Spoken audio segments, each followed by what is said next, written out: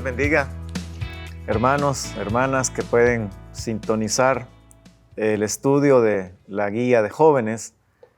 Es el tercer tema de esta guía que tiene que ver con los reyes de Israel. Así es que seguimos viendo un poco de los eventos que rodean a la vida de Jehú y cómo a él le correspondió ejecutar algunas de las cosas que antes Elías había profetizado. Dice así la palabra de Dios en segundo libro de los Reyes, capítulo 10, versículo 15. Al dejar ese lugar, Jehú se encontró con Jonadab, hijo de Recab, que había ido a verlo. Jehú lo saludó y le preguntó: ¿me eres leal como yo lo soy contigo? Lo soy, respondió Jonadab. Jehú replicó: si es así, dame la mano. Jonadab le dio la mano y Jehú, haciéndolo subir con él a su carro, le dijo: ven conmigo para que veas el celo que tengo por el Señor. Y lo llevó en su carro. Tan pronto como Jehú llegó a Samaria, exterminó a la familia de Acab, matando a todos los que quedaban allí, según la palabra que el Señor le había dado a conocer a Elías. Como lo mencioné hace un momento, estamos estudiando un poco de los sucesos que rodean a la vida de Jehú, uno de los reyes de Israel, de lo que trata la guía de este trimestre.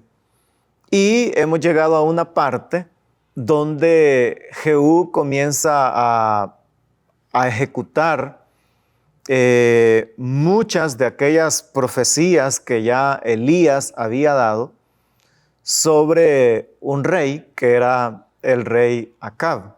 Y aunque la profecía no tenía que ver solo con el rey, sino con su esposa, Jezabel, con sus hijos, con su familia, ahora Jehú será el que ejecute este juicio que ya previamente Dios, por boca del profeta Elías, había mencionado contra Acab y su familia. Acab ya ha muerto, sin embargo, sus hijos aún viven, sus familiares aún viven, y por decirlo de alguna manera, todo el poder que Acab había ejercido se mantenía de alguna manera con parte de la historia, porque en el versículo número 1 se menciona las autoridades de la ciudad, los ancianos de la ciudad, los protectores de los hijos de Acab. O sea que estos círculos todavía continuaban teniendo influencia, poder. Acababa de morir, ser asesinada la esposa de Acab, Jezabel, pero sus hijos vivían, los que protegían a sus hijos vivían, los líderes de la nación, ahí estaban las autoridades de la ciudad. Y dice acá que los hijos eran cuidados por las personas más nobles de la ciudad. Entonces, el poder de Acab no había terminado. Y es entonces que Jehú tiene que ejecutar lo que el tema nos menciona este día, y es el justo castigo que Acab y su familia debían recibir por la forma errada en la que ellos se condujeron. Entonces vamos a ver 3 puntos, uno de ellos basado en la porción que leímos y los otros en la historia que recomendamos a los líderes. Deben leer todo el capítulo número 10. Veamos entonces el primer punto, que se llama Labrando nuestro camino. Y para ello vemos el versículo número 15. Dice: al dejar ese lugar, Jehú se encontró con Jonadab, hijo de Recab, que había ido a verlo. Jehú le saludó y le preguntó: ¿me eres leal como lo soy contigo? Yo lo soy, respondió Jonadab. Jehú replicó: si es así, dame la mano. Jonadab le dio la mano y Jehú, haciéndolo subir con él a su carro, le dijo, ven conmigo para que veas el celo que tengo por el Señor. Ese celo que ahora Jehú está lleno del celo del Señor es precisamente un resultado de la consecuencia de cómo reinó Acab cuando a él le correspondió. O sea que Jehú como rey está ejecutando todo lo que Elías dijo, pero era como una consecuencia del mal reinado de Acab. Entonces, el punto, lo que quiere resaltar es que todo lo que nosotros hacemos, por donde nosotros caminamos, las decisiones que tomamos, eso va a labrar el futuro de nuestras vidas. Acab decidió casarse con una mujer que no era israelita, llamada Jezabel. Decidió adorar a Baal, decidió darle la espalda a Dios, decidió no escuchar la voz de los profetas. Entonces, ahí estaba labrando su camino. Y es que el Señor lo rechazó y el Señor dijo que iba a destruirlo, no solo a él, sino a su esposa, a su familia, a las siguientes generaciones. En algún momento hemos mencionado en estos estudios que el poder perpetuar el reinado se consideraba una bendición de Dios. Si mi hijo era el rey, si mi nieto después era rey, eso se consideraba una bendición de Dios. Ahora Acab no va a tener ese resultado, sino que se le va a detener su dinastía para que él recuerde que los caminos por los que él anduvo fueron caminos desagradables ante los ojos del Señor. ¿Cuál fue el castigo? Siempre en el versículos iniciales que no leímos, pero ahí está el punto número 2. ¿Cuál es el castigo?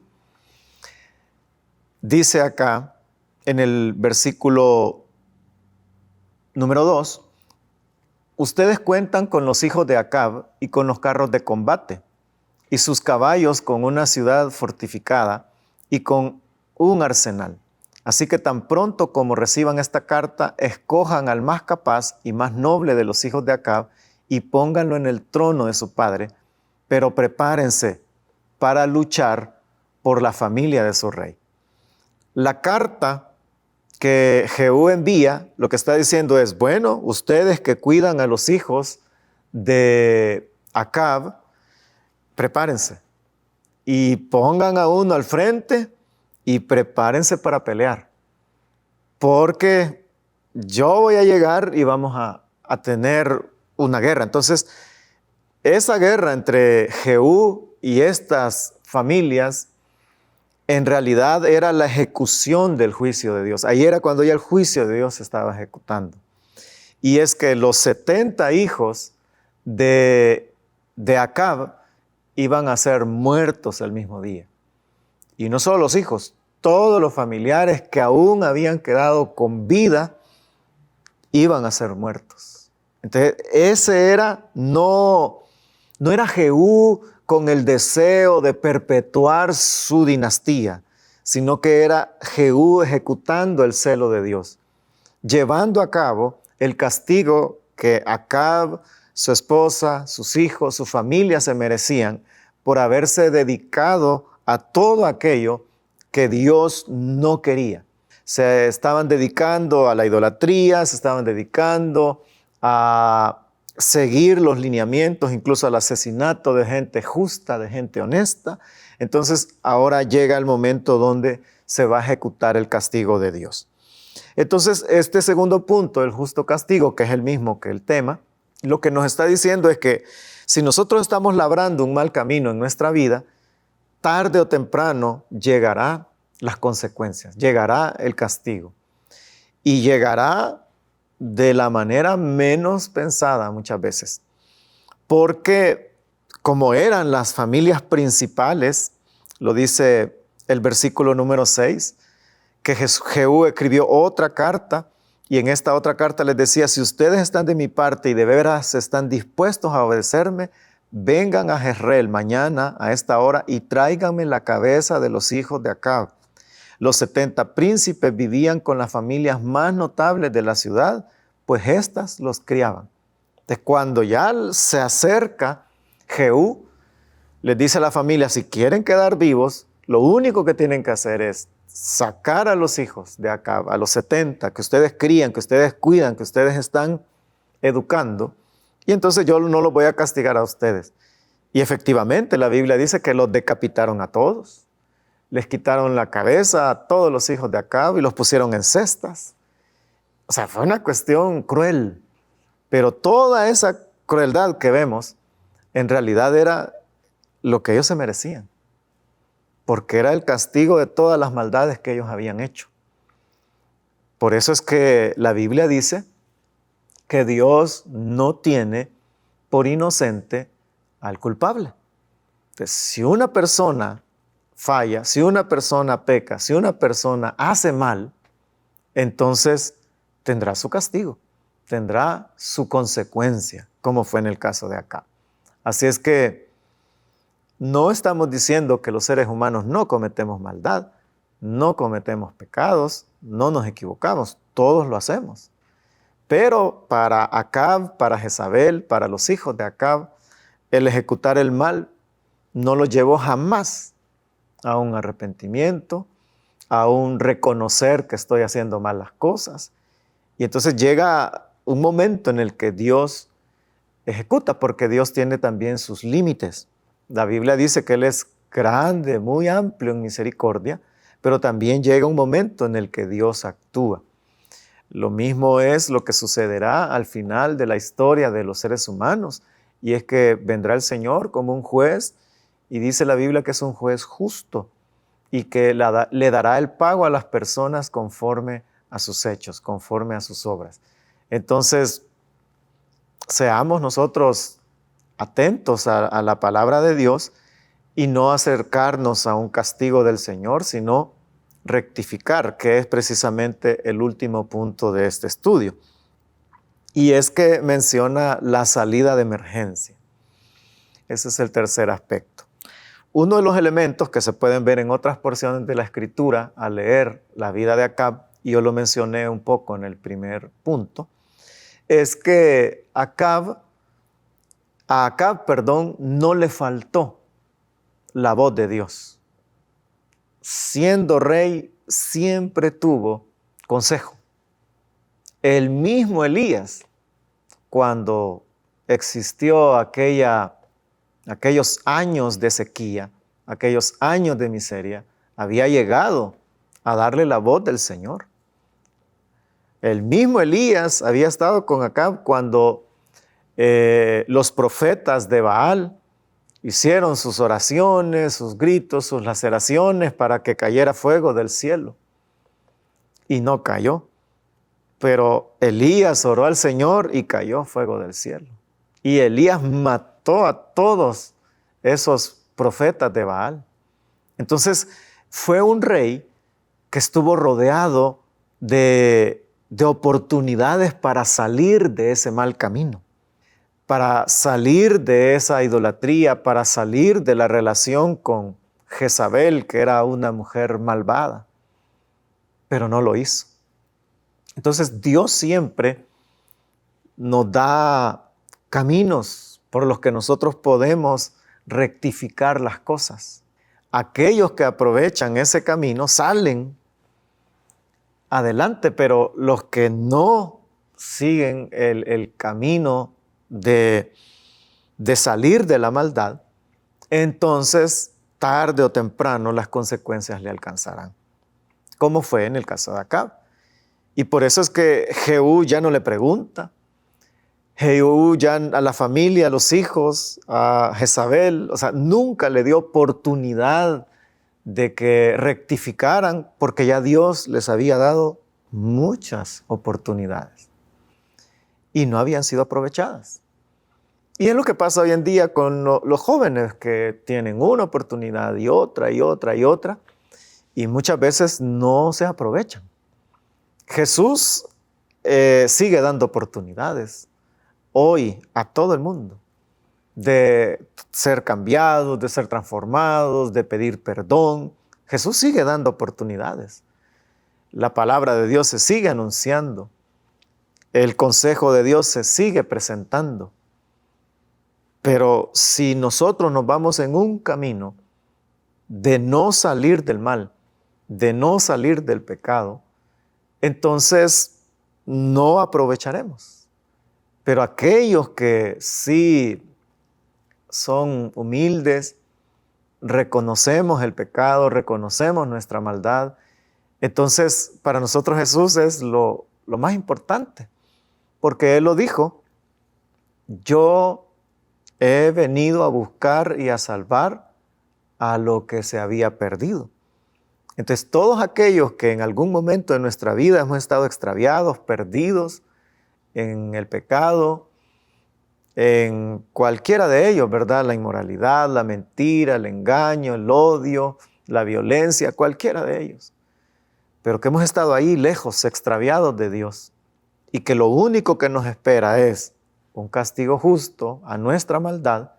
Dios nos va a seguir dando oportunidades para salir de ese pecado, de esa maldad.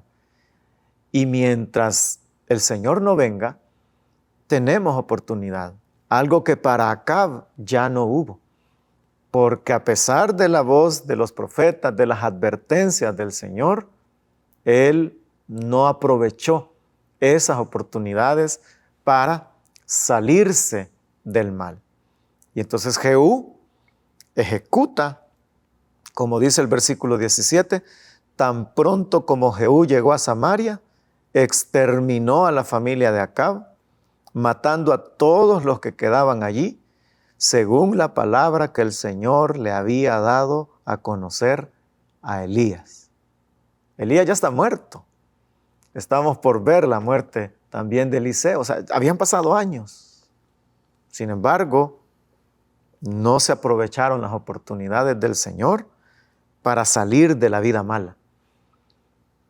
Tristemente, Acab es un mal ejemplo. Y Jehú, siendo un nuevo rey, le tocó ejecutar todas estas profecías que Elías había dicho. Entonces, podemos resumir la enseñanza de este día, de un justo castigo, recordando que todo lo que nosotros sembramos lo vamos a cosechar. Si decidimos ir creando un plan malo en nuestra vida, entonces vamos a terminar mal. Si nosotros nos exponemos y decimos al final que Dios haga lo que quiera, exacto, Dios va a hacer lo que se merece el ser humano, y es condenarlo. Pero si nosotros decimos, bueno, Dios me está dando oportunidades para dejar el mal camino, para cambiar mi forma de vivir, para pedirle perdón y que Él me limpie, entonces sí vamos a tener la salida. Y entonces no nos esperará el juicio de Dios, sino la recompensa del Señor por haber pedido perdón, por haber cambiado el rumbo de nuestra vida y entonces vivir para el Señor. Entonces, joven, señorita, hoy es un buen día para que aproveches el plan de Dios, el plan salvador de Dios, que aproveches las oportunidades que Jesús te brinda y que ese ciclo de sembrar maldad y cosechar tempestades termine y comiences a sembrar amor, misericordia, obediencia a la palabra de Dios, atención a lo que Dios quiere que hagamos, y entonces eso que siembras es lo que vas a cosechar: bendición, recompensa, vida eterna. Y ese es el propósito de este tema, que tú puedas llegar a la vida eterna, a una vida diferente, y que entonces no te dé temor que el Señor venga, no te dé temor la muerte, no te dé el temor cuando estés cara a cara frente al Señor, porque tu camino te llevó a Jesús, te llevó a rendir tu vida a Jesús, al perdón, y entonces no tendrás castigo. Pero tristemente, para todos aquellos que no cambian el camino, que no buscan a Dios y no le piden perdón, lo único que les espera es lo mismo que a Acab, que a la esposa de Acab, que a los hijos de Acab, y es la destrucción. Así es que quiera Dios que todos seamos sabios y que entonces podamos comprender que Jesús es el camino y todo aquel que está fuera de Él no tendrá la vida eterna. Hasta otra oportunidad, que Dios les bendiga a todos.